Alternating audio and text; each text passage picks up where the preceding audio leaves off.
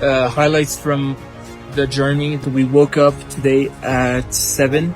I had to be all packed up by 7:30. Had breakfast, left at 8:30. From Takhnak to Khare, which is our destination. It took us 4 hours. 4,200 meters.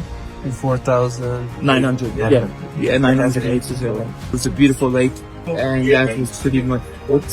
It was very long and some steep parts. And then we got to the place, had lunch, and then already importantly, we're starting to slow down. Everybody's starting to slow down because of the altitude acclimatization.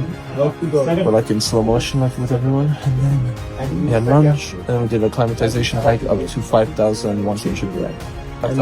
And that was very hard for me. My stomach was hurting a lot, and I had a big headache, 6 out of 10. But my dad and Raïs were doing really, really well on that hike. And now, we had dinner. Our heads hurting. Yeah, right? definitely. Definitely have a headache. So.